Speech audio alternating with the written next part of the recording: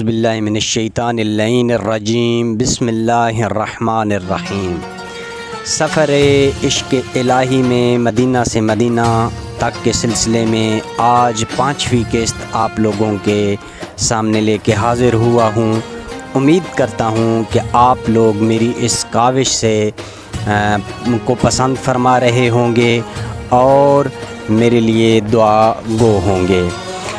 امام علیہ السلام نے مدینہ سے نکلنے سے پہلے جن شخصیات سے گفتگو کی اور جن شخصیات نے امام علیہ السلام کو مدینہ جانے سے روکا، مدینہ سے نکلنے سے روکا، ان اشخاص کا آج تذکرہ کریں گے۔ اور یہ جاننا بہت ضروری ہے کیونکہ امام علیہ السلام نے جو حضرت عبداللہ بن عباس سے یا عبداللہ بن عمر سے یا ام سلمہ جو زوجہ رسول خدا ہیں ان سے جو گفتگو کی ہے، امام علیہ السلام نے اس گفتگو میں اپنا مقصد خروج کو بتایا ہے کہ میرا قیام یزید کے خلاف میرا جو قیام ہے وہ کس مقصد کے تحت ہے۔ جب حضرت عبداللہ بن عباس کو امام علیہ السلام کے مدینہ سے مکہ کے لیے خروج کے ارادے سے آگاہی حاصل ہوئی تو حضرت عبداللہ بن عباس حاضر ہوئے امام کی خدمت میں اور عرض کی کہ اے نواسہ رسول، میں تو یہ مصلحت سمجھتا ہوں، دیکھتا ہوں کہ جس طرح ایام معاویہ میں آپ نے صبر کیا اسی طرح ایام یزید میں بھی صبر کریں اور حکم الہی کے آنے کا انتظار کریں۔ ہو سکتا ہے اللہ کے حکم سے آپ کے مقاصد اور آپ کا ہدف بھی پورا ہو جائے۔ امام علیہ السلام نے فرمایا، اے ابن عباس، تم مجھ سے کیا کہہ رہے ہو؟ میں یزید کی بیعت کرنے والا نہیں ہوں، کیونکہ رسول خدا نے جو یزید کے بارے میں فرمایا ہے وہ میں بخوبی جانتا ہوں۔ حضرت عبداللہ بن عباس نے کہا، آپ درست فرما رہے ہیں، میں نے خود رسول خدا سے سنا ہے کہ یہ وہ یزید ہے جو میرے بیٹے اور بیٹی کے قتل میں شامل ہے۔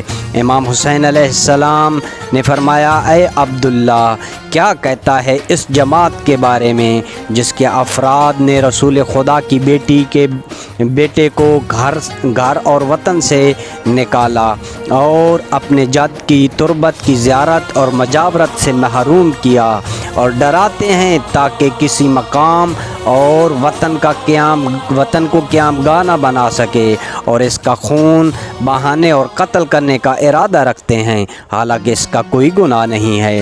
حضرت عبداللہ نے کہا، میں اس کے علاوہ کچھ نہیں کہتا کہ ایسے لوگ کافر ہیں۔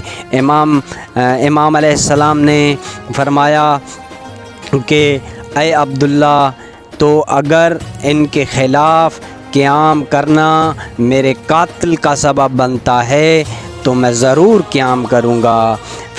تو حضرت عبداللہ نے فرمایا، اے فرزند رسول، آپ امیر ہیں، آپ نیک سرور ہیں، فرزند بنت بطول اور علی علیہ السلام کی آنکھوں کی ٹھنڈک ہیں۔ یہ خیال نہ کریں کہ خدا ظالموں کے افعال سے غافل ہے۔ میں گواہی دیتا ہوں کہ جو شخص آپ کے جد کی مجاورت اور محبت سے منہ پھیرے گا، دنیا اور آخرت میں وہ کوئی مقام حاصل نہ کر سکے گا۔ امام علیہ السلام نے فرمایا، میرے اللہ گواہ رہنا۔ ابن عباس نے کہا، میری جان آپ پر قربان ہو، آپ جو اس طرح اپنی شہادت کی خبر دے رہے ہیں اور مجھے اپنے واقعے سے آگاہ کر رہے ہیں۔ اگر میرے تعاون اور میری نصرت کی ضرورت ہو تو خدا کی قسم آپ کی حمایت میں اس قدر تلوار چلاؤں کہ میرے دونوں بازو گر جائیں اور کٹ جائیں تو بھی آپ کا حق ادا نہیں ہوگا۔ اس کے بعد جناب امام حسین علیہ السلام سے اسی دوران عبداللہ بن عمر نے ملاقات کی اور جس میں حضرت عبداللہ بن عباس بھی شامل تھے۔ جب یہ گفتگو ہو چکی تو عبداللہ بن عمر نے کہا، اے فرزند عباس، ان باتوں کو چھوڑو، اور امام حسین علیہ السلام کی طرف متوجہ ہو کے کہا، اے ابا عبداللہ، اپنے ارادے کو ترک کر دیں اور ہمارے ساتھ یزید کی بیعت کر لیں۔ یہ عبداللہ بن عمر کہہ رہا ہے، اور اپنے گھر اور اپنے نانا کے حرم سے دور نہ ہوں، اور یزید کی بیعت نہ کرو گے تو آپ سے بیعت زبردستی لے لی جائے گی، اور آپ کو امن اور سکون سے وطن میں رہنے نہیں دیا جائے گا۔ امام علیہ السلام نے فرمایا، میں ان باتوں پر لعنت کرتا ہوں، کیا میں اپنے نظریے میں غلط ہوں؟ کیا تم مجھے اس سے بچنے کی بات کر رہے ہو؟ عبداللہ بن عمر نے کہا، آپ غلطی پر نہیں ہیں، یہ ممکن نہیں ہے کہ خداوند متعال دختر رسول خدا کے فرزند کو غلطی پر رکھے، لیکن آپ نے نہیں سنا کہ کبھی زمانہ الٹی چالیں چلتا ہے۔ میں اس سے ڈرتا ہوں کہ دشمن آپ کی طرف متوجہ نہ ہو جائیں اور وہ ایسا کام کریں جسے آپ برداشت نہ کر سکیں، لہٰذا مصلحت اسی میں ہے کہ ہم سے اتفاق کریں اور مدینہ میں ہمارے ساتھ بیعت کر لیں۔ امام علیہ السلام نے فرمایا، میں یزید کی بیعت کبھی نہیں کروں گا، بلکہ اپنے نانا کی سنت اور بابا کی سیرت پر چلوں گا۔ جو شخص میری اتباع کرے گا تو اس نے حق کو قبول کیا اور اسے سعادت و سلامتی ملے گی، لیکن جو شخص انکار کرے گا اور میری اطاعت سے خارج ہوگا، اس کے بارے میں صبر کروں گا یہاں تک کہ خدا میرے اور اس کے درمیان خود فیصلہ کرے گا۔ پھر امام علیہ السلام نے اپنے بھائی محمد بن حنفیہ کی طرف توجہ کی اور فرمایا، خدا آپ پر راضی ہوئے میرے بھائی، اب تمہیں میں الوداع کہتا ہوں۔ اس کے بعد امام علیہ السلام نے اپنی چند نصیحتیں لکھ کر جو محمد بن حنفیہ اور اہل بیت اور اصحاب جو ان کے قریبی تھے اور قبیلے والوں کو لکھ کر دی امام علیہ السلام نے۔ اس کے بعد امام علیہ السلام گھر میں آئے۔ جب سلمہ کو علم ہوا، جو زوجہ رسول ہیں، ان کو علم ہوا کہ امام علیہ السلام مدینے سے جا رہے ہیں، تو یہ بی بی عصا کے سہارے چلتی ہوئی امام علیہ السلام کے پاس آئیں اور عرض کیا، میری گزارش ہے آپ سے کہ عراق کے سفر کا ارادہ ترک کر دیں اور مجھے فراغت دے کر مزید غمگین نہ کریں، کیونکہ آپ کے نانا بزرگوار نے مجھے خبر دی تھی کہ آپ کو سرزمین عراق میں شہید کر دیا جائے گا۔ امام علیہ السلام نے فرمایا، اے نانی اماں، اس بات کو خوب جانتا ہوں کہ کس دن میں نے قتل ہونا ہے، اور اپنے قاتل کو جانتا ہوں، اور اپنے مدفن اور اہل بیت کے مدفن اور مقتل کو اچھی طرح جانتا ہوں۔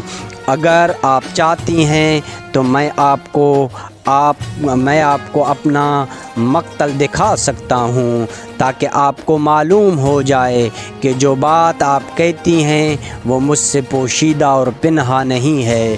پھر اپنے ہاتھ مبارک سے اشارہ کیا اور بی بی ام سلمہ نے زمین کربلا دیکھی، لشکر دیکھے اور لاشیں دیکھے، اولاد حسین کے بدن دیکھے تو بہت روئیں۔ امام حسین علیہ السلام نے ارشاد فرمایا، یہ خدا کی مرضی ہے کہ میں قتل ہو جاؤں اور میری بیٹیاں اور میری بہنیں قید ہو جائیں اور ان کو شہر بشہر پھرایا جائے اور ان کی مدد کرنے والا کوئی نہ ہو۔ جناب ام سلمہ سلام اللہ علیہا نے فرمایا کہ جس دن سے آپ کے نانا نے یہ حدیث ارشاد فرمائی تھی تو ایک مٹھی خاک کربلا بھی اٹھا کر مجھے دی تھی۔ وہ خاک کربلا میں نے ایک شیشی میں رکھ دی تھی۔